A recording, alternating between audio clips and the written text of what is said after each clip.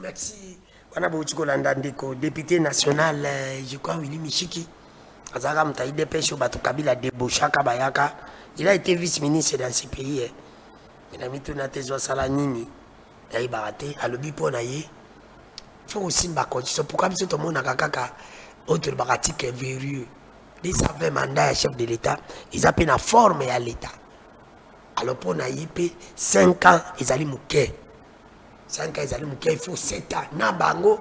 Na président, il faut 7 ans. C'est pour te dire que c'est là, il faut qu'on change la constitution. Est-ce que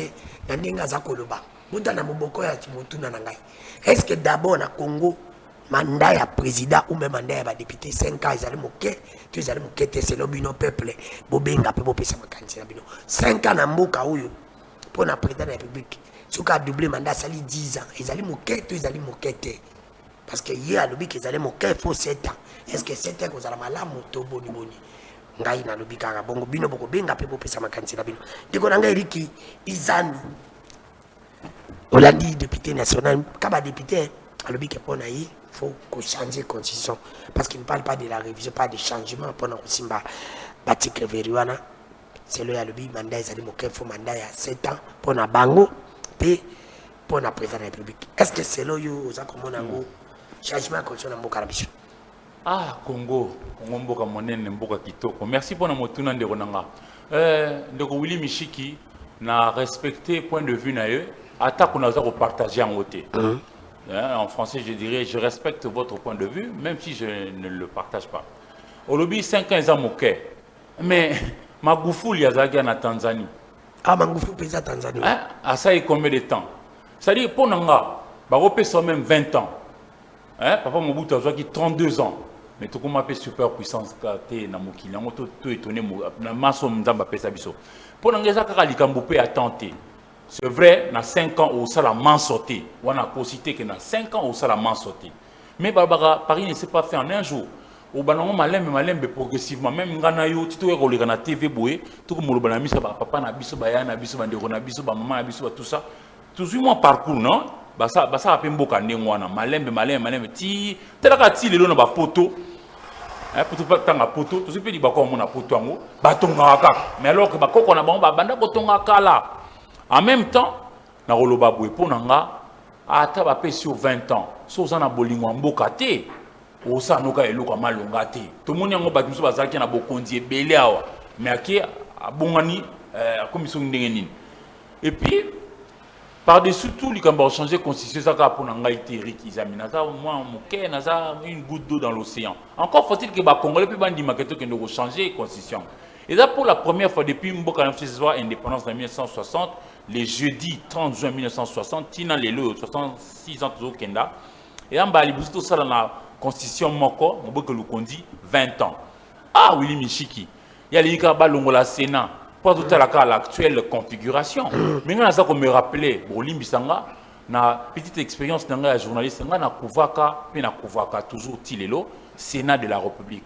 Sénat, on attend que qui dirigé par Mwanamboka, Bokulaka, Léon Wadondo, Bazaka Bango et Belé, Bazape, Nzambe merci, Bazana Bomo, Badloka, Papa Mokolo Ampombo, Edouard, Badloka, Vincent de Paul Lunda Bouloulou, Papa Loka, Prof Mabimulumba. Henri Thomas Lokondo Yoka de heureuse mémoire à Kenya Malika Ramazani Baya Bazaki Batu Baluka Omba Pene Djunga qui président de la commission de défense et sécurité avec Rangers formés Baluka Batu Ndenge na Ndenge Batu Solo Batu Papa Mbole la bazan en vie Bazé Belé bazar en vie Papa Loka Mkongo Budi Nanzao Batu Belé Romain Nimi Yebi Mboka c'est-à-dire ça un parcours. Tant Azuma Loba, Paul Loba, on sentit que non, où ils appellent Sénat. C'était la chambre de la mesure, la chambre de la profondeur, de la hauteur. On sentit que c'est la loi. Et la science, qui m'a donné même dans Lingala, 2015, on va changer ma constitution. C'est-à-dire, quand tu as ma béca de salami sikote, tu as la peine de cheminer. Tout dépend de Bolingo ou tout ça. Bolingo, c'est un exemple. Mboke Tambolaka. Pour na bolingo ya tata na ndako ata na ndako maman landi pe bolingo ngwana bo pesi na bana e bokendi liboso na te ko sala il y a pas longtemps au mois de janvier na Libreville na saki 15 jours mais na 15 jours nanga 3 jours ba de tozali na bango Mboule betaki 3 jours de suite. Oui que mutaku fate. Oui que ndaku mu zindate. Zindate. Mais bazana immeuble le quoi sous akomti. Immeuble bonga mulayi makasi koleka. Et le là bah oui immeuble ça en face il y a Sabina Nabiso. Congo Futura. Congo Futura. Immeuble bonga makasi yangwana. Na Gabon. Libreville Gabon. Gabon Mobimba bah a 2 millions d'habitants. Libreville Mobimba bah a 600 000 habitants. Na 600 000 habitants na bah a 14 000 Zaïrois. Na bo tanga congolais pour le ça la confusion. C'est-à-dire na opetaka liso ya que ceux qui bozana bolingo mboka na bino na mo qualité anzila. Na mo qualité anzité. Na peut exemplement, il y a pas longtemps lobby hier. Croisement plateau Kindu, Luvungi, Kibati, Congo, Kapanga parti yana. Ba sala banzela wana. Amoni bena câble ya courant électrique yango. Bakati na ngwango. Mais ba balingo associé ba taresi des zones. La mentalité à mutu mobimba yo ko sala nzela, omoni câble. La bonne attitude pour moi consisterait à kotuna batasnel bazar to solana bango ni to sala pour to sala nzela o na moni câble a. O kata câble te. Tant kati câble pour vivre l'électricité, tant pour vivre l'électricité au kolisi kuluna. Tant kolisi kuluna on comprend. C'est-à-dire bako pesa 20 ans à pouvoir so zana bolingo abatoté ata ba pesa 100 millions de dollars américains comme salaire au sali sa batoté. Pour nga mboke tonga maka na bolingo na mitema pe na misala. Vous comprenez? Muto azo kansaka qu'il faut changer la constitution. Il faut que non. Les Congolais des fois décidé. Mais il y a un référendum pour décider. Est-ce que d'abord 7 ans là-bas, quand on parle de 7 ans, on voit 7 ans de Kogame, Mike Gardi Diana, quand on parle de 7 ans comme Dieu Willy Michiki, 5 ans, ils ont manqué. Pensez-vous que même si on donne 5 ans à Mboka, on a Congo, ils ont Kambizi, Belé, c'est dans chantier. Attends, tu as sali 14 ans. En réalité, tu vois, j'ai mis à toi. Congo Kobonga dans 10 ans, 20 ans, c'est pour dire que le coup, même si on te donne 7 ans, tu ne feras rien. Il fallait ça la continuer. Kobonga, il y a un changement positif radical, il y a solo. Mais sur le bien embrassé, il y a un moment. Par exemple, il y a une réhabilitation, il y a Inga. On appelle ça production, transport, distribution. On a un courant. On sait déjà moteur qui permet de battre les mains. Si on a un transport, fleuve, c'est au sommet. Au bout de ce moment, on a besoin de Transco. Pas de cause à Transco, il est grand à fleuve. Merci, moi. Ça les ébélés, mais si bien de prioritaire. Merci. Donc, il merci, Ndeko Danou. Dès que nous avons le problème est que le déficit, il y a l'homme congolais, tout le monde a un mécanisme de gouvernance. Okay. Déjà qu'il y a un problème fondamental dans la dialectique qui annule teneur et à penser dans une sur la notion de changement. Oh. Je rappelle, depuis 1958, la France a révisé plus de 25 fois sa constitution.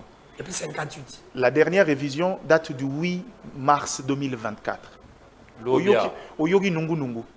Et puis, il y a pour na maramba européen, ça basi nzela ya ko bimisa zemi eza non désiré. Avortement. Avortement. Donc, problème, il y a révision exacte. Dans le contexte, ce qui a posé problème bien, on va discuter scientifiquement. Mais scientifiquement, déjà, surtout une constitutionnaliste, argumentaire, il y a un élément conflictogène, c'est qu'il parle du changement. Danger à changement, les amis. Il y a réactualisation, il y a ordre constitutionnel. Surtout ça, les changements, ça dit ça voudrait dire que même la limitation du mandat à une nouvelle république va naître. Une nouvelle république naît.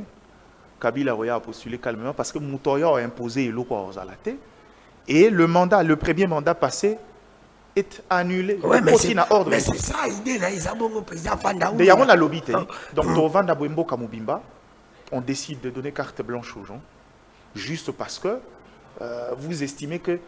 Et puis, dans Makambo à lobby, il y a des raisons, il y a des problèmes fondamentaux. Netingaï, révision en constitution, j'ai jamais été contre. J'estime que, c'est vrai, Eric Abeti le soleil à Sénat, mais dans Mambo, il y a lobby, il y a des éléments de disparité dans le Sénat, dans l'esprit à législateur.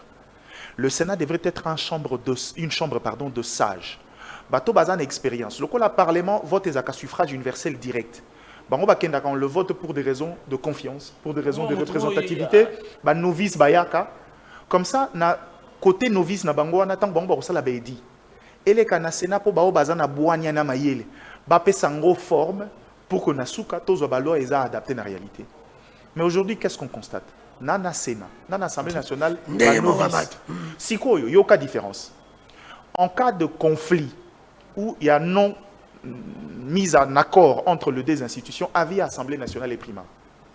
Ce qui va tindi proposition à loi et que la commune Sénat va voter en des termes différents et que l'Assemblée nationale n'est pas d'accord, avis Assemblée nationale et primaire. À quoi ça nous sert? Moi, pour moi, j'estime que le rôle le Sénat n'est plus adapté par nous parce que pour que le Sénat ait valeur, il faut changer de mode d'accession. Il faut renforcer les conditions pour être sénateur. C'est-à-dire qu'on ne peut pas devenir sénateur quelqu'un qui a un jeune homme de 25 ans. Un jeune homme de 25 ans, Sénat Batini. Le problème n'est même pas l'âge, le problème c'est l'expérience. Donc, c'est pour vous dire que... pour postuler, Batala maintenant. Batala expérience. Ouais. Pour que le Sénat retrouve monimo qualité donc, pour moi, cette forme-là, pour la décentralisation, il y a une décentralisation parce que forme, il y a l'été et Kangami, notamment notion de décentralisation. Mais je vais rappeler aux gens, ce qui est décentralisation, et Zotambolate, c'est parce que nous-mêmes, on a décidé de prendre une option, mais de respecter la prescription.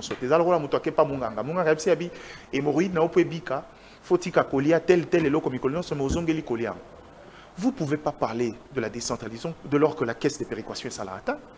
Est-ce que la constitution des pays bino bot sala que la caisse de péréquation est sale? Ce n'est pas la constitution. C'est question de la volonté.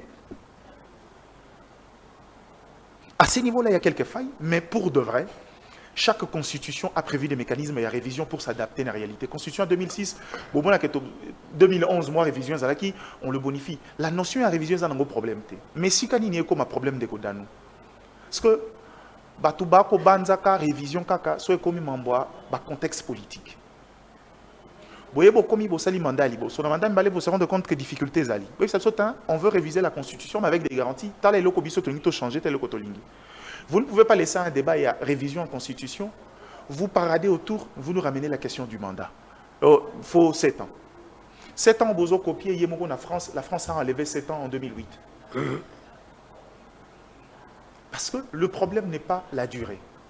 Pourquoi encore Nazonga na Congolais va comprendre pourquoi la politique va c'est parce que il y a une forme de déliquescence. Il y a élite.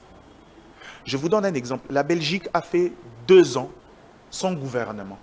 Mais ils ont vécu. Bomituna, banani bakamba imboka.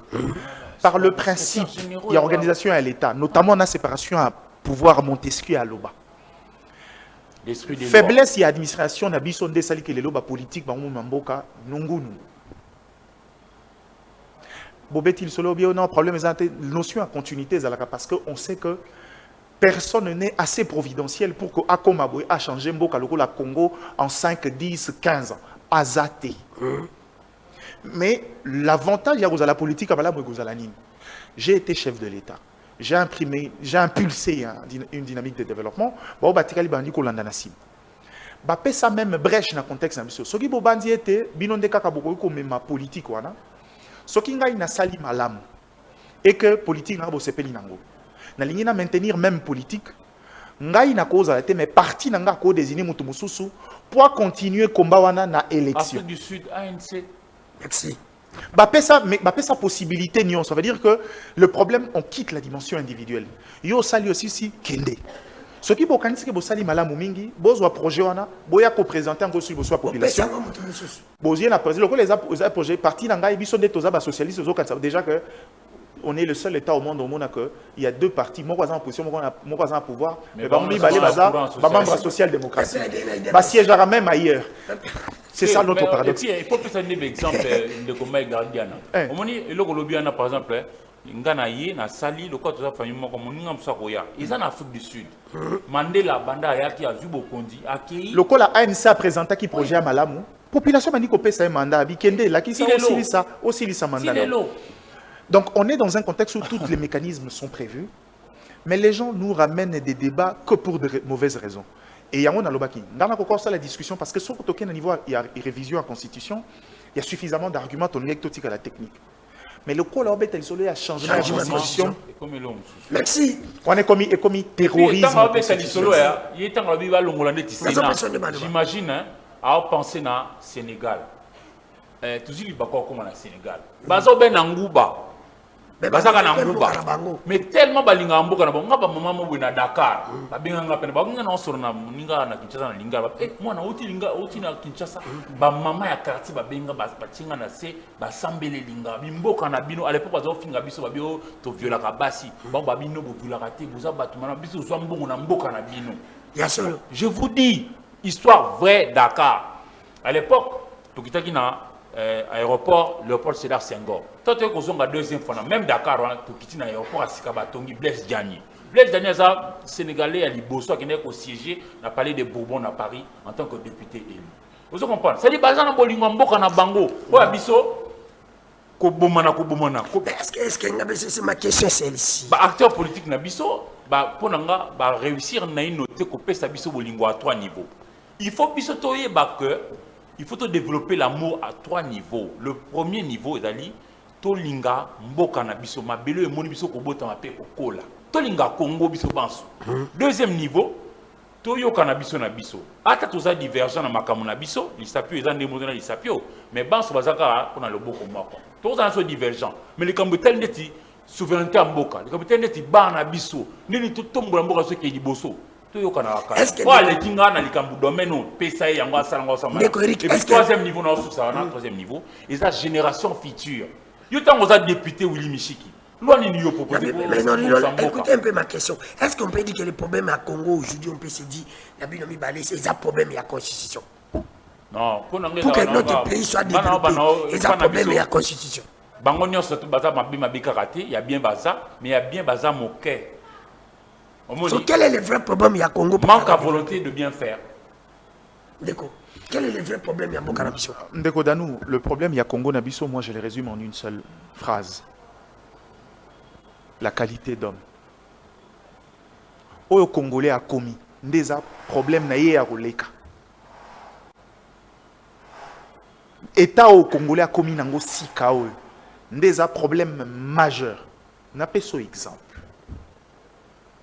Tobeti solo non faut que ndeko Danou soki okeli banda nalinga opesa exemple omoni ba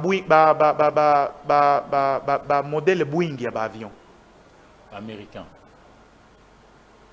Parmi les concepteurs il y a des Congolais. Et dans le domaine mon côté dans le monde kendo on te dira qu'il n'y a pas un Congolais qui excelle. Le monde entier. Je vous parle du monde.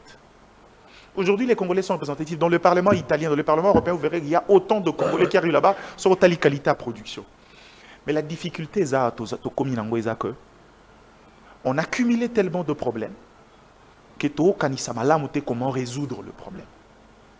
C'est que comme niveau que délai à mandat présidentiel n'est un problème. Ça voudrait dire que biso to comme état ko kanise comme problème. Ça c'est fort. Parce que la question est simple. Le législateur a sur possibilité à mandat encore renouveler une fois. Ceux qui 5 ans ils ont manqué, on peut sur marge à rejoindre 10 ans.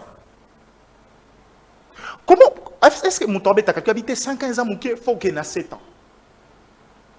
Mais yozo souka na 7 ans. N'a pas cet exemple. Dans la loi de finances il y a 13 juillet 2011.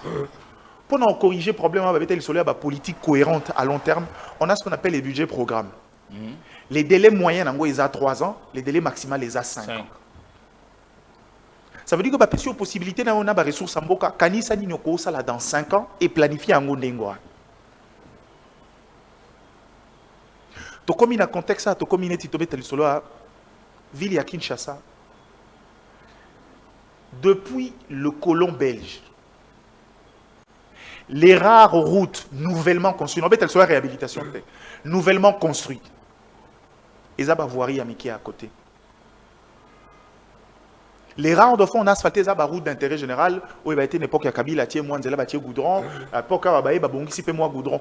Je parle de construire des nouvelles routes. On est dans une ville. Monsieur le gouverneur, ce qui m'outoye à très court terme. Nengo vandiano kola mkalobi na tongo résoudre le problème il y a un embouteillage. Azoko sayo. Oh, mais oui. Face à alors comment vous donner les propositions. Yoka. On est dans une ville où le réseau routier à Kinshasa est à 3600 km. Dans 3600 km, on a 700 km qui sont asphaltés. Parce qu'on a 700 km, on a 400 km, ils ont un état délabré. Donc, on a 300, même 300 km à l'isolo. On ne dit pas délabré, mais ce n'est pas en bon état. C'est dans des états intermédiaires, passables. Mais une ville construite à l'époque, limite target, dans le plan d'urbanisation d'acquis 500 000 habitants. L'autre a près de 17 millions. Et 17 millions, ils ont presque Sénégal mobile. Sénégal mobile. Parce que Bissonio Sotovandi. La même ville à Kinshasa, Sotuni est expert à urbanisation, il que c'est habité à maximum 20%.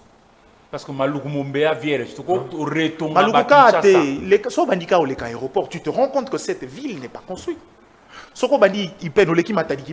te rends compte de ce côté-là, il y a suffisamment de vide, les gens ne sont pas habités. Parce que le modèle, il y a colonne à ville haut, puisqu'on était une ville qui était un hub pour un régime et exploitation à ma colonne, bah définir ça qui pour le développement à Moko Kalina ou Ezakia. Le col a batutoyé, on espère qu'on peut. En fait, le problème n'a pas été Ezaka. Mkoto vendre tu réfléchir. C'est pour te dire que le problème, il y a un mandat, ils en ont voté. C'est pour te dire que le mandat, il y a tout le monde qui politique qui parle qui n'a plateau pour pas Samson le Cambo, il a mandat. Et d'abord, le problème aussi, la constitution de parce que aujourd'hui, une minute, après, dans un enfant, le téléphone, il y a Mbappé, 81 19 24 343 089 91 19 24 343, numéro Bokobenga 89 95 79 256. Voilà, Bobenga, normal, numéro à Vodacom, à WhatsApp. Une question à vous deux. Mais vous allez résumer votre réponse à une minute. Parce qu'il faut être précis et concis. Les lois aujourd'hui, on parle de la Constitution. Comme la troisième fois, Constitution. Est-ce que nous, en tant que vous avez 20 ans, tu as fêté l'anniversaire de la Constitution pour Canabiso. Est-ce que 20 ans de la Constitution de la si à Coli, tu as changé parce que la Biso n'a pas aujourd'hui un côté de la pays, mais la Constitution est-ce que ça un problème il y a 20 ans de la Constitution de la est veillée quand même. Une minute. Adapter au fur et à mesure, mais Moutou a un dernier mot à Koloba. Les des populations. Pour y avoir un bateau, il y a un mandat pour représenter. Il y a une différence d'échelon. Pour nous, il y a un Kambouya. Beaucoup en a été, ils sont plutôt animateurs. Si vous avez une bonne volonté à faire ça, bien, tu as des liboso. Parce que si les États-Unis ou les États-Unis, on a tonga kaka ti les lots. Bon, bisous non, tu tongi presque pas. C'est-à-dire, dans ce rendez-vous début, imaginez kaka, nambongo nyonso songolo par exemple, bazwaka a na misra ba basen nandi politique. Abinga na une décision, na sala par exemple chemin de fer au Longwa Kinshasa ti Mbandaka. Mbandaka ti Goma ti Lubumbashi ti kuna police ti Banubuville. On met ti ko relier pays. C'est to tongangonde ngwana avec la bonne volonté. Ba ko pesa o maso ba tanyonso. So na bonne volonté au sa ni lote. Merci. Ndeko Mike Diana. Ndeko Danu. Yambona ya na émission na o na uti ko landelo ko moko ya professeur Bongeli a beti sur l'état sorcier. Ouais, état sorcier. C'est vrai que Badba Okene Bortika là sur l'approche grammaticale, mais en interne tu verras que il y a beaucoup des éléments de vérité dans Mambolo. La preuve de l'existence de l'état sorcier c'est Lokolando Kiazaka, tango sala makamuna buto quand ça sala makambo bien, à se rendre compte il y a conséquences nango na moi. Landaka a discuté à Pasteur Golem pour comprendre que on est parfois trop qu'un des vite en besoin sur des mesures qui semblent être populaires, mais conséquences en ma population. Constitution, Azamba Faine, et je l'ai dit, moi, ce qu'on sur la révision constitution, je suis un fervent défenseur, il y a révision constitution parce qu'il faut tout adapter Makambo et Bélé. Mais quand tu regardes aussi, dans 20 ans, foyer Kola, ok, mais les gens ont des exemples, les gens ont la constitution, ils ont 20 ans, ils ont la constitution, soit à 17 ans. Mais le problème, c'est que on a Koli, dans le contexte, il y a Malam, ou soit Koli, par exemple, les Nazamba. Le comportement de cette constitution définit Banani Bazaki censé y appliquer, qui ont encadré cette constitution-là. C'est comme ça on saura ce qui constitution la constitution en soi Azam ABT. Le problème c'est que l'environnement où il y a évolué, c'est des gens qui sont dans des considérations autres que les vraies considérations. Le problème c'est que la constitution a Azam Bafaine, mais Azam avantage. Il ne faut pas oublier. Cette constitution nous a ramené, nous a fait évoluer à un niveau comme vous n'avez pas idée. Cette constitution a servi à la recomposition de la République. Si aujourd'hui on peut prétendre toquer ailleurs, si aujourd'hui on peut dire qu'on est un État capable de contracter des relations, des rapports, même sur le plan économique avec les institutions de Bretton, c'est parce qu'à la base on est un État qui est assis sur un fondement, avec la Constitution. Ce qui n'était pas le cas. Donc on ne peut pas jeter en pâture cette Constitution. Mais il mérite d'être bonifié. Mes problèmes, ils sont à Moko. Bolingi toya to bongisa, to réviser Constitution. Mettez un débat public. Qu'est-ce que vous voulez réviser et pour une finalité, c'est comme ça que les États sérieux. Révision, j'ai rappelé ici la France a révisé sa constitution la dernière fois. Ça fait 25 fois depuis 1958.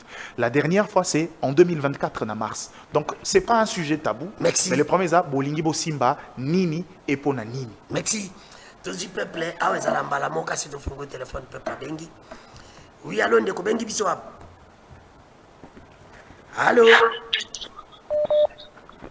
Allô, Ndeko Bengi Bissoab. La Bengi Bino na Ngalema. Vraiment, dans l'émission de Bino, Malam Mingi. Je crois que va l'obéli, l'Ikambo Etali Constitution, va s'appeler préférence à Bambo Kamsous. Mais on a un petit problème dans notre pays. Problème à Liboso Zali, Mité Manabiso tel Meza Mabé, et en gros, Batumso va Belge, va Tataka Fimbo avant. Fallait mettre dans le film pour qu'il y a certaines choses qui sont en là. Mais comme à Katara film, il y a un peu de choses à comprendre. Tout à la constitution, tout ça là. Nangi Bandeko, va sur la plateau, va journaliste sur la plateau. Bandeko nangai limero ya Vodacom bobenga na WhatsApp normal bobenga na WhatsApp ça ko déranger baninga. Tokei. Bon, on a la partie il y a pouvoir. Le ministre a le pouvoir en place, quoi. Vous trouvez à IDPS. Mais le ministre est incapable de résoudre le problème où il y a un ministère.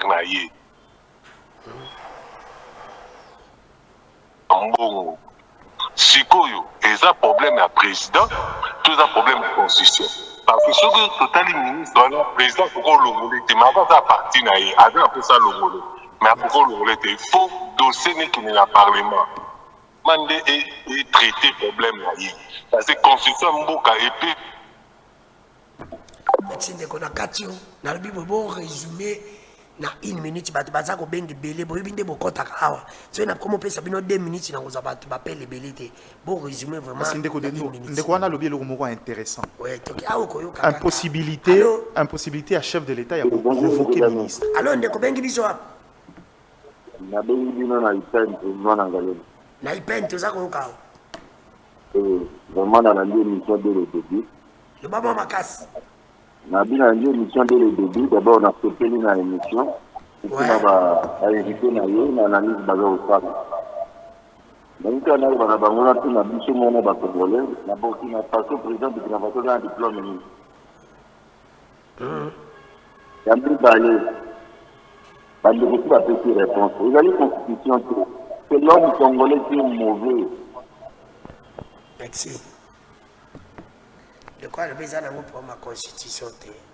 Alors, de Kobengi Bissoa.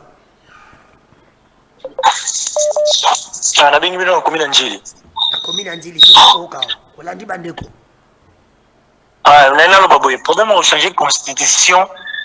On a un problème de changer constitution parce que ma commis déjà dans souka ya régime na bango. Ce n'est pas le cas de bon gabo changer constitution. Constitution so pe sabino te bo bunda bo défendre intégrité territoriale.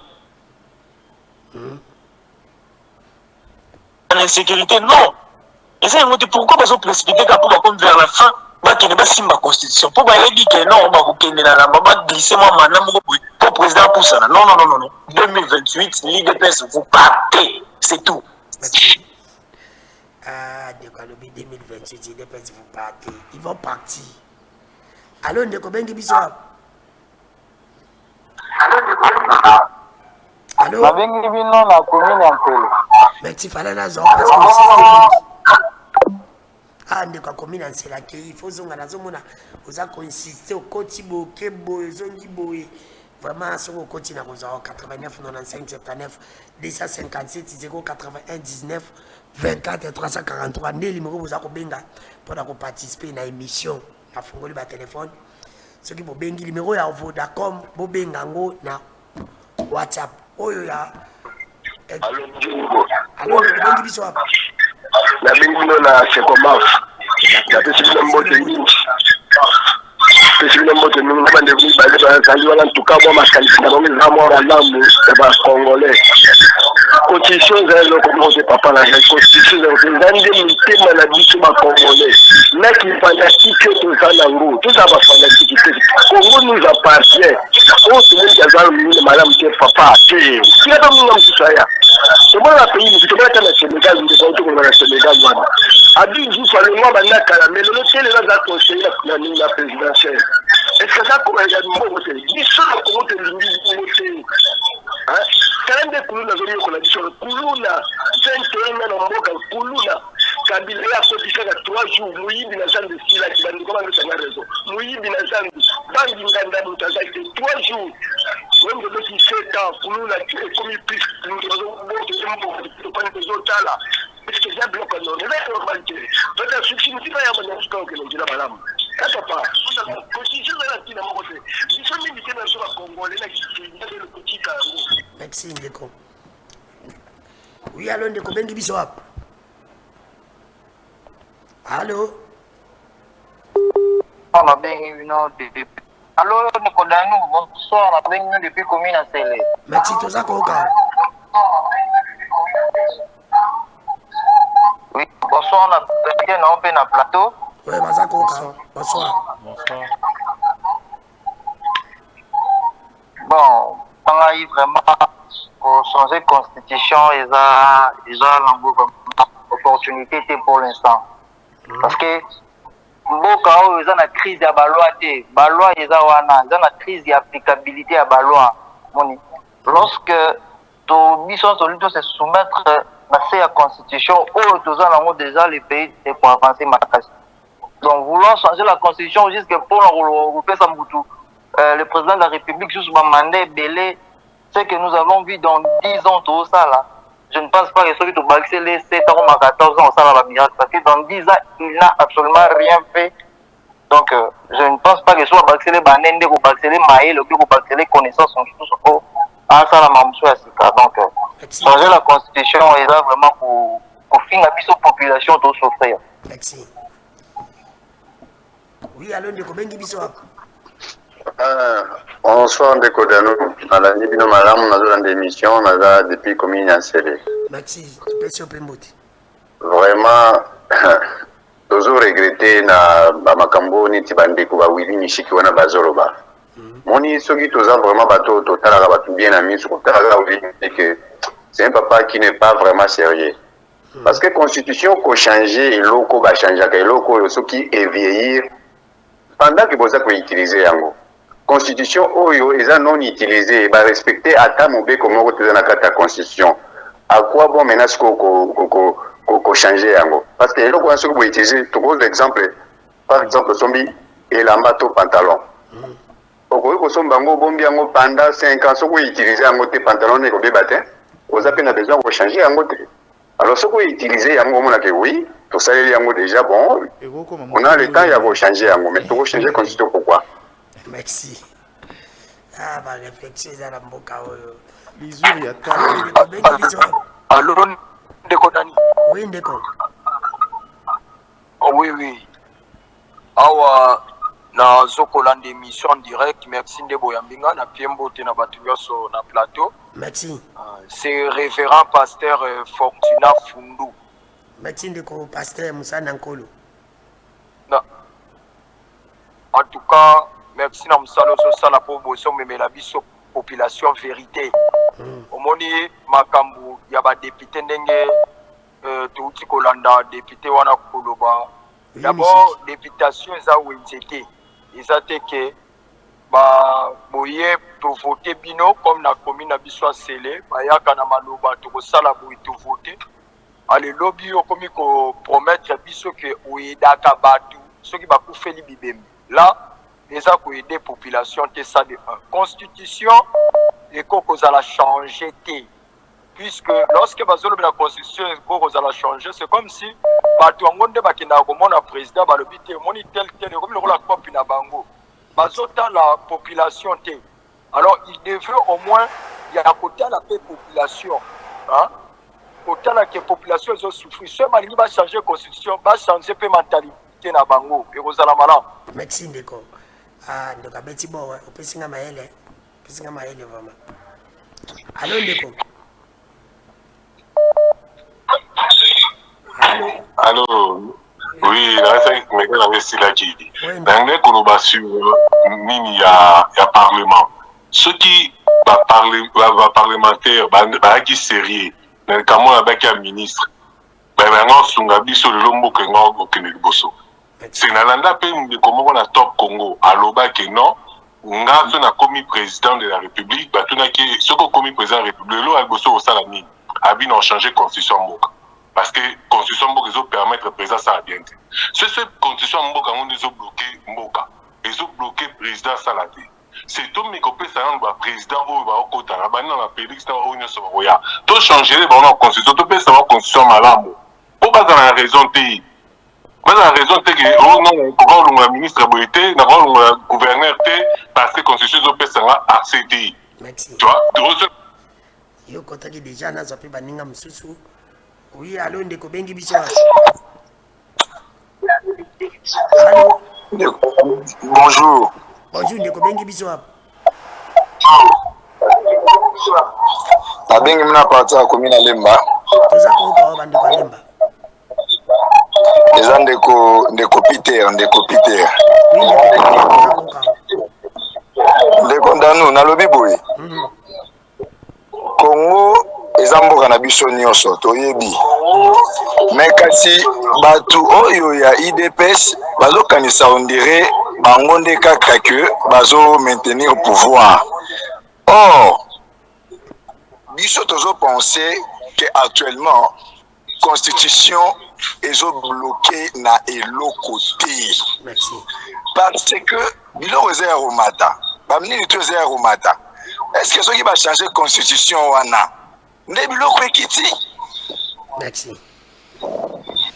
Bien, napesa bandeko nanga ba journaliste maloba parce que bozo bengi belé olimbisa ngai il faut na libérer ndeko na ngai Eric Izami azali ko kende ko présenter journal oza ko landa en direct awa na 19h na tel aza ko présenter bino journal na libérer napesa maloba pona tikana na ndeko na ngai Mike Gadi jana na yindi to kosilisa émission nous reste quelques minutes na yibinde bobengaka na yibisa bino ke football ex abatu ke toze belé et puis yibisa bango ke émission na 2026 photo bima meilleure émission faut bobengaka tozaka direct awa chaque jour na 17h et na tous sur la télévision à 14h kuna de 14h à 15h rediffusion à 9h awa toza de 17h à 18h rediffusion à 23h bobenga ke belé poser émission na bino tuka na fongoli téléphone bo bandi kota fo lexa ka batuke awa ndi bino boleki bango bolanda ka ngaite be bolanda ka makambo ngala lobaka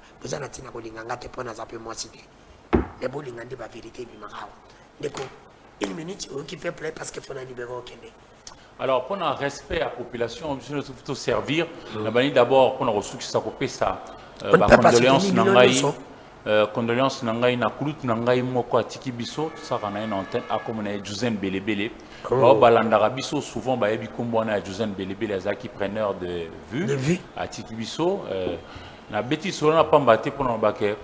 Et pas na biso na Congo tozangi eloko te eloko nyonso ya kitoko nzamba sala biso tozanango bon peut-être bobo ya ndimanga po bomonika bo journaliste à Congo il faut za mo mondele pour ba bo ndima mais so bobo ndimanga bo kanisa maloba ya Pape François akufa déjà mais Pape François tanga ki otala biso na 2023 alobaki vous le Congo Kinshasa vous êtes le diamant de la création c'est-à-dire na maema son nzamba keli na se na moi bino nde boza diamant ya création phrase wana balobango na mutu mususu balobango na Congo mais biso mo batango en Congo so ba pression pifo ko monyokola na obabi tande le komi chaque façon mbule beti futo ka ba kufi fo ka mutu mo na te mo na biso mo ko ne passé ne kolonga na tanga collège Elikia à na gare centrale mo na biso mo na te ki courant singa année passée akufaki na occasion ya mbule beti biso tata na mama tozana ndako toyebi ke mo na kedaki o kelasi mais anyati singa kuna mo na we tel niveau alors Tala le gouverneur na ça qui mokonzi Kinshasa azui bato a tchena nzela pour na ko sendele makamba mikanda etc. Ils ont mabete pour futa biso ba son pako, ils ont malama ko futa pako. Mais pour ni pete azui likanisi ko tcha batongo 3000 na nzela pour atara na ba quartier nani et pas na bango eza salité bosoto. Parce que moni pasteur a bengi pa pasteur na ça Kinshasa ban sauter. Na beti c'était bino ban sauter mais quand na bino za ba biso ba bota ba démon na bango o démon ya malaria o démon ya chômage mais démon malaria kozala ndenge nini yo na ngai toza bato bosoto e bota kangungi ngungi tanga ya kotuba yo tonga obeli malaria comme so démon alors que so bataki bato ba brigade wana par exemple ya bosoto basala mamba sali tukuma na salubrité tukuma na propreté to boya insalubrité to boya malpropreté ngungi kozala te ozo comprendre mamba osala ezebele botala karato ezo pesa bino avantage et puis avantage en toujours zela pe en retour tout le monde a pas résultat pour nanga il y a pas de problème de constitution d'ailleurs constitution non yango moko yebi goûter que la constitution yo nanga na ye kuna to sala yango to komi mais to bande ko to sama to lobi na kati wana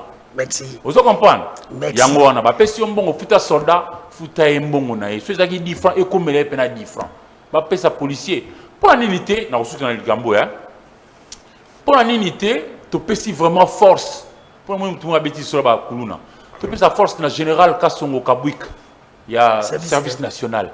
Bah jeune abisso bazava deux œuvres balak sabon misala barbaka si l'oisiveté la mère de crime les défauts de l'esprit en est le père muto ayekul musala ki musala 7h zonga 20h loko abisso boy oza la force ni osala ki kuluna ça dit ba kaze ba énergie ba leki wana ba ekola misala ba ozalobi utile ozo comprendre mamba olobezi belé hein mamba tali Congo mais ça abisso participer soni bisika msusu bokenda ba ko ne loko te ba okenda liboso biso ka ko bomana ka ko inana ka ko sana mabede ba wili mishikana loi na yo a proposer eza loi nini pour ça oui bazage belé mais lorsqu'arrive le travail véritable il y a ba parlementaire ils sont à compter au bout de doigt au basala rapena musala na biso so ba journaliste te bi musala ite c'est peuple ko ba musala biso toza botala ka ba mabete mabeba ko ki ozala mais en tout cas mboka na fizangi ba talent na ba domaine est-ce que sur 500 députés tu peux compter même 50 députés ba ça musala et ba comme 50 ba ça rapena musala véritablement bah on a peut-être pour nous grossir baran et ça la quorum ils appellent important qu'on atteindre le quorum hein mais qu'on peut ça peine proposition de loi qu'on l'endela yango qu'on manela yango qu'on bongisa yango la députée net ba c'est sanga badi Thomas Lokondo c'est ça qui très fertile na ba proposition ba loi ba Henri Thomas Lokondo yoka ouais ba ko était au classé azamuta wa pitu wa bien anira mutakongo c'est dit so table eux za pembe ba yango pembe c'est pas parce que aza sungi y en a peut-être sur la Socrate Platon est mon ami. Mais la vérité l'est davantage. Merci mon ami, je te libère parce que je sais que tu vas aller. Bonne chance. Téléphone non, Ndeko Gaïta, il a téléphone à mon padis. Merci beaucoup pour l'invitation et merci encore Nabandeko. Mais peuple en a tous rappelés côté par la même population.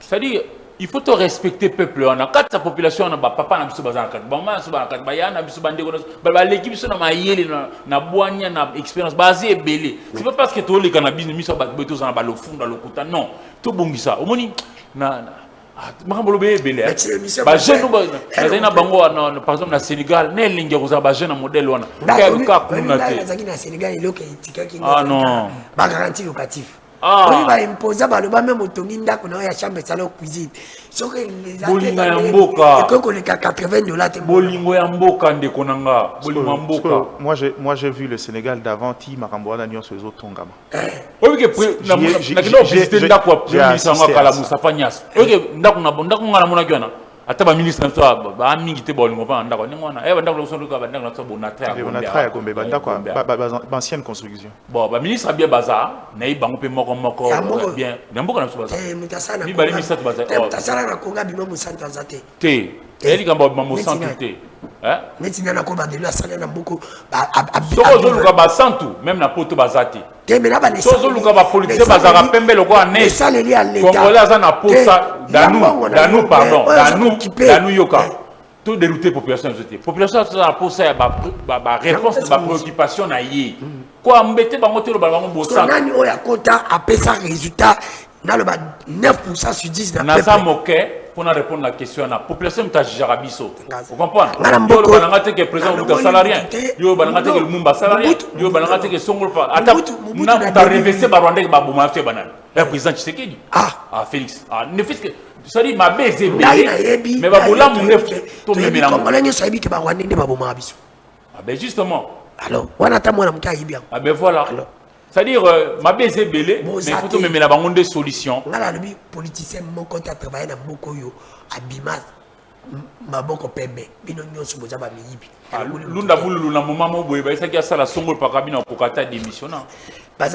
C'est pas, faut lui dire, c'est pas le propre des politiques. Dans le monde, un politique clean, azate. O luka pembe le quoi Jésus Christ azate. Mais toi na pour ça qu'il y a une solution. C'est ça. Transporter, pesa des solutions.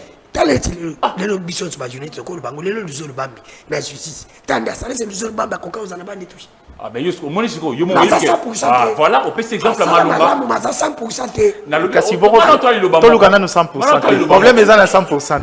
Halingeta ça la bien. Mais ça 100%. Azana mabe na yele. Constant Mutamba. La jeune badinga ça quand même bien, mais ça 100%. So côté constant Mutamba est comme indiscutable.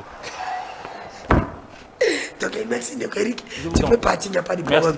Merci de la gâte, tu vas finir. Bon, moi j'ai beaucoup aimé l'intervention de Bande Konabiso, mais le roi Analoba qui est Bandelito, tu as quand même moins justesse.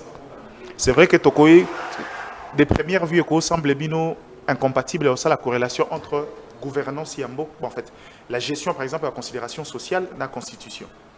Mais la Constitution, elle a socle et marche la République.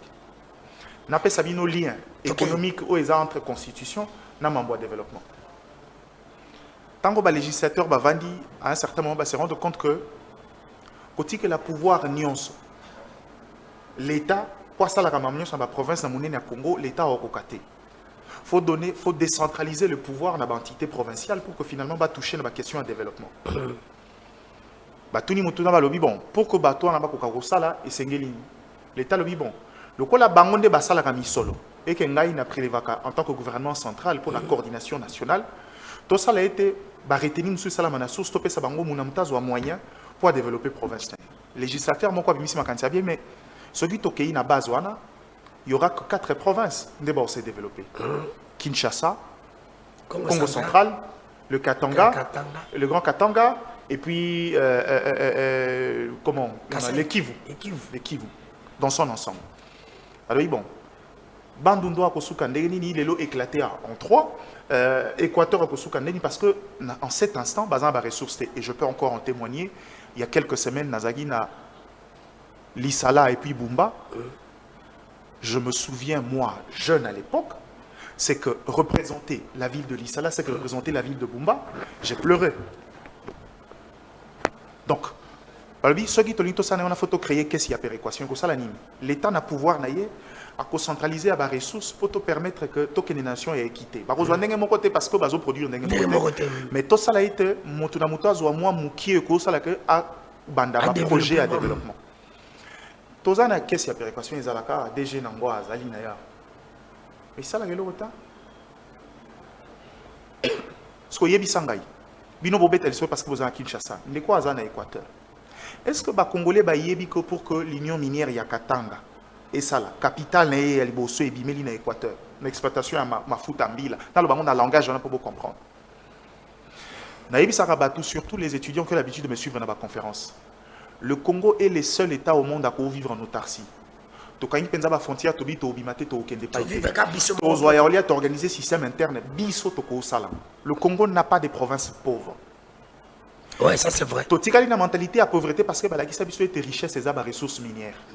Alors que une province richement minière a été développée, base il y a capitale et outil la province agro-pastorale, le col à Équateur. Chaque province n'est pas une particularité. Sous la particularité à sous-sol, sous la particularité à sol. Or, la sol, on a tant que le soleil à 80 millions de terres arabes. C'est l'ensemble de la République. C'est-à-dire qu'il faut nourrir une bonne partie de la planète. La RDC peut faire fortune rien que Namaï. On a les plus grandes réserves d'eau douce du continent. Alors que ce qui est Sahel, bataille ya mai esi ebandi. Il suffit pe na climat na biso totieka ba capteur mayo e yaka ya mbula. Ole totika ngo kende ko inonde bato. To bandi osala bas captage. Totiango on peut créer un modèle ndenge Russie azana gaz. Ouais. Biso tokozala wa ressources énormes ya mai na continent et dans le monde. C'est-à-dire, tu sais quand le pape Benoît disait que on est le diamant de la création. J'aime une phrase du président Tunisia Bimissa alors à Francophonie, le Congo est l'État sur qui Dieu a tout donné et même le reste. Tozana nyonso esengeli. Mais na ligne na fungo la brèche mokonde godani. Fini parce que monsieur Sili. Ndesika pe source ya problème na biso yango. Oui, là nous les savons. Te toyebite, so toyeba imeto bimakala, toyebite. Fat biso tikala na ba constitution. Congo va éviter, mais nous la population. En tant que l'État, moni même ti tozwaka indépendance on a Lumumba s'est fait violence. Bato ba colonisaka biso ne nous ont pas imaginé un État indépendant. Souci na bango ezaki totika la zone ya exploitation. Omoni ndenge Venezuela za pour les États-Unis. Soki ba komi côté ka pétrole on a monnaie mususu ba déranger économie États-Unis ba ke ba kangi président neti mama ya mapa na coin ba ye ba tie pa na bango. Je ne veux pas vous refaire l'histoire ici, mais c'est comme ça que les autres ba mon abiso. Et ça on a quartier de na bat bazaro za la yeso ko mon parce que yo lo bara français dans la classe mon lembele. Jusqu'au jour où il y a ma kofi boy obétier ma kofi calmement pas en comprendre qu'il y a un rapport de force à changer. Nous, on est resté dans la mentalité. Et le comble est que l'homme congolais n'a pas pris conscience. Ndomoni, to comme dans contexte, les autres des fois qu'amplifier na ba erreur, na ba faiblesse, biso tozo continuer koko la na yango. Et les politiques ne nous aident pas. Parce que la plupart na bango ils arrivent dans des politiques dans des considérations un peu compliquées. Mais il y a malamu baza na bango baza mukie. Quand on vous parle de système eza mutunyo sa mesana ko yeba ke soki na kena service à l'État. Moi, pour boire les arrows, tu as une rétro-commission. Ta commission normale, tellement est pratique irrégulier, et tout le monde l'accepte. Merci. Merci, mon amboka, Mike Gadi, Diana, pour avoir accepté notre invitation. Je crois que c'est toujours un plaisir. Et ça ne sera pas la dernière fois. J'aimerais mieux qu'il faut que nos frères étaient là. Tout cela peut émission à journaliste, c'est comme ça, ça fait. C'est une très bonne chose et beaucoup de gens ont compris. Et ils ont au moins vu. Ils ont au moins écouté la vérité et la réalité. Écouter la vérité et la réalité. Je pense que je ferai un effort de recevoir mes confrères journalistes une fois par semaine. Pas mettre les journalistes avec les politiciens. Entre nous les journalistes. On va essayer un peu d'analyser. Ça dépend. Parce que quand il y a un journalisme, il y a une extension à la politique. Là, moi, tu m'appelles journaliste politique? Non. Non, mais je vous dis, nous-mêmes, moi et toi, comme toi, on est chroniqueurs politiques. Le problème n'est pas ça. Le problème, c'est que tangoyer, de perdre notion à vérité, de défendre un individu. Et loko nandimite yo salauna na monate, mais nandimite. Merci. C'est juste faut dire ouais sali loka malam, sali malam et souki wana. Merci, tu vas saluer le papa de ma part. Non, saluer Yomo, saluer. Non, je vais l'appeler. Ah papa, tu as mis en Australie. Regardez, on a beaucoup de gens à Batamaïle. Après on fait un député mon bimina on le met aux Amaïle. Eh, Batamaïle va les caler beaucoup santé que Diana zo défendre. Kabila Mike a dans l'opposition, il faut l'émission. Montrignon son nez avant de bimana. Ndeko danu nuance. Diana a défendre Kabila. Diana a la différence de gens. Les gens savent que ce n'est pas quelqu'un qui a de l'argent. En réalité, surtout dans la catégorie. Il y a un métier ingrat, le journalisme, mais Diana est pauvre. Oui, c'est parce que quand il parlait, Azalo battait parce que Moutapi Mbongo. Il était convaincu de ce qu'il disait et il restait sur les faits. Azako Yata y a un plateau parce que Moutoumou a payé $1. Je vous le dis, c'est un monsieur modestement pauvre. Là, moi, je peux vous dire la vérité. Bon, malheureusement, ils ont ma famille, mais Kenego Landavina, c'est quelqu'un de pauvre. Il disait ce qu'il. Il parlait de ses convictions. C'est ça la race qu'on veut. Parler avec conviction. Pas parce qu'on veut. À cette époque là-bas, moi, je confirme que M. Zalaki Bakouten de comme il est là, journaliste là, merci. Je vous salue, mon papa, là, vous êtes en train de suivre à la maison. Je vais vous appeler. Je vous appellerai. Vous êtes mon papa et je suis fier de vous. Merci. Merci de l'émission sur l'émission. Si mais avant cette émission, Montréal, puis 3 minutes, je peux commenter aussi. Bandeko babengi ngai na commune ya Ngaba. Bandeko ya Ngaba bakolela précisément balobi na cabine ya il y a Snell ezali na veni babenga au cabine de l'école na veni kianza ba kolela bandeko ya cabine de l'école na veni kianza ba kolela DG ya Snell bandeko balobi bamonaka courant te na tangeli po mona ke population ngala kosaka te tala nde batindi na audio so na bina tiango akoyoka na audio ba kolela balobi problème ya courant kuna moyete DG ya Snell kende kotala te di lwamba un jeune men makambo ya bakoko problème ya courant na Kinshasa na ngaba na cabine de l'école na vini kianza balobi basali un mois baza mulili ngai écoute pas na kitambo cabine 54 c'est comme que de 2 mois tout ça na courant ezate lisusu ezali na bandeko babengi nga na Kampala na Uganda bayebisi ngai boye ndeko dalume kako dénoncer ambassadeur na biso ya Kampala na Uganda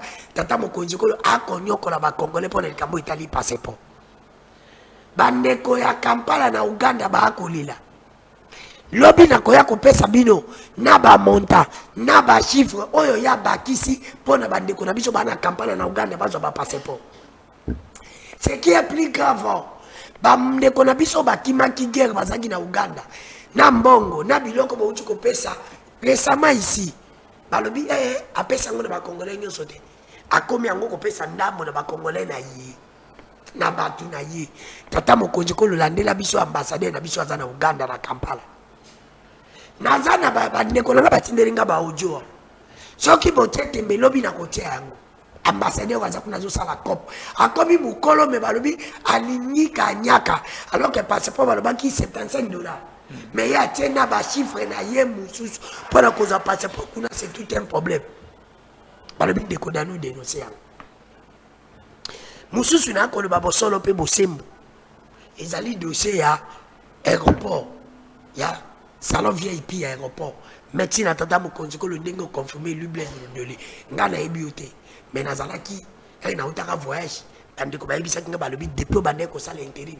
quand même moi ça va par rapport à DG wana likamo etali salon VIP bandeko ba ko ba non il faut tous à la bosolo nazana papier na bikité na combien le côté na ko le bango na moto to yebi bien que salon VIP et bandeko cote ça va 30 000 40 000 par mois par année bandeko cote ça va 300 000 wana na année basse n'année haute bandeko ça va 840 000 mais ce que le ngoli ba frais oye bandeko kotisa na aéroport olongoli ba frais d'installation ba frais de fonctionnement par mois ba bandeko tika na ba 12 500 12 700 $. Oye bandeko tika la pe moto 2 jours ba uti ko suspendre ebia mais le ko sala lui Blaise Londolé aza visionnaire alinga kota na vision à Fati amoni ete salon VIP na biso ezali na ba norme internationale te biso nzo to ebito voyageaka bato ba ko voyager na bato ba ko zonga bakuta na raté et awa na kisanga na sa et pas na biso kuta na kiza ba salon ya kalakaïque le restaurant privé est plus luxueux que salon VIP bakangi yango pona ba moderni ba tiango na ba norme internationale et quand même c'est une très bonne chose soki akangi yango parce que soki atikaki yango balinga ba kangi yango pona biso parce que ba norme oyo aéroport ezalaka biso toza sur nango te ndenge antake des jours na vision lube londeli akangaki yango pona ko sala ete eri ba kofungola ngo ko kotisa encore mbongo ebele koleka alors bandeko bayebi makambo te fondamoni ndeko moko journaliste akoloba loba soki pe journaliste so bina na yebi te so pe communicateur atie na ndako na ye atie vidéo moko ko ba lenga ba mona inde akoloba soko yebe eloko te il faut pas koloba ngai na lobi na ko soutenir yo na musala bala bosali kaka bandeko ya viandi ba yebisa na lobelao les journalistes n'a pas d'amis je te connais pas to yibanite soki nde ba confirmer au comité DG tutile ko sali mabe na bandeko ya VA ngai ndeko dani ke fula na ko tirer yo ngazaka bongo moi je n'ai pas à part mes confrères journalistes des politiciens vous n'êtes pas mes amis on n'a pas les intérêts pas attention na tirer so longo musako yako za peka na besoin service nanga pongala to za la bien ça musala so sali musala te je vais te tirer faut même pas m'appeler parce que nous va porter tout binde bozalaka bongisa VA bongisa musala to komisa et la likambo itali constitution j'ai fini ici bande ko balobi moi je vais nazano Willy Mishiki na tina nyobo je vais te parler aujourd'hui avec des mots forts Willy Mishiki so to lingi penza to za penza bato penza pepa kenda ko voter to za penza ba député ba koma apona moto Willy Mishiki yoko koma député mboko te Parce que vous êtes un vice-ministre, il y a un vice-ministre. Un vice-ministre na place bon batakayo. Bino boza parmi bateau. Oh soit des indépendants. Kande Mathieu mais. Oh il dépêche. Oh il dépêche le bana biso que Kabila déboucha. Il dépêche le bana biso ngaite. Yo, tibala bana ba que Kabila déboucha bino ngaite. Tu na il dépêche na bino. C'est pour te dire que ceux qui ont déjà monté au bas déboucha. Est-ce que koka ko bimiselo kama longa ya malam. Na mutu na yo. Je dirais non. Vous voulez que vous parlez de Balongola, mandat président, et le mandat 5 ans et comme on a 7 ans. Nous avons une analyse de terre à terre, il y a Biso Batabazoba. Ce que ce Biso Batabazoba, c'est au Koloba. Peut pas comprendre, mais il y a un soit disant Mayel, au Koloba, peut pas comprendre, il y a deux Azoba. Donc, c'est simple.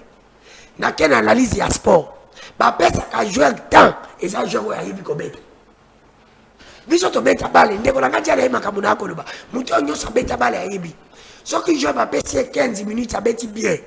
Antena ko bandisa i match pa ebike na 15 minutes a convoquer nga fait na tie a commettre match musa ko ça la différence. Mais comment bino ba politique ya mboka na biso ba pesi bino 5 ans bozo ko kalana ko bongisa mboka te. Bozo ko quand même ko chata ba ABC ya développement ya mboka te. Mais bolingi ba pesa bino 7 ans. Ce qui mutu na 5 ans au sale le côté, ce qu'on a 7 ans de ko salani. Poto comme na boule, il y a qu'à changer la constitution. Poto comme na boule, il y a qu'à signer mandat. Article verrouillé. Il faut bino nanu. Ba politicien, ba député, provinciaux, ba député nationaux. Président de la République, bon convaincre biso. Na isa l'élite, monique. Na 5 ans, on pesi bino. Bo sali malamu. Yango de biso to bite 5 ans muke, to pesa 8 ans et ko sala deux mandats comme na 16 ans. Mais bino bo convaincre nanu biso te. Mboka ezaka ndeza la qui rien ne change parce que bon linga to baksa bino to kende même l'intention ya ko changer constitution na ndengeni ili mishiki na ndengeni oh tala moi si vous allez aussi bien nte amoni mbongo ezate parce que zo bolo ba dossier ba po bana na ko simba moi pas senti que zo pesa ozo entretenir ye bien na sima ko tika nyoso yo zo entretenir no moi si bien to zo lingatika oh yo zakaka boite moi c'est abiso peuple. Tout ça dans la condition de courir une sécurité. Tant que tu as comme banzila. Kolia mabe, kolala mabe, les loba comme boma, kidnapping et zongi. L'État a une capacité à combattre la bicho. Parce que pour y avoir tu peux savoir 7 ans. Baba Ndoki, la quartier monsieur Sili. Il y a un Sili arabe ici.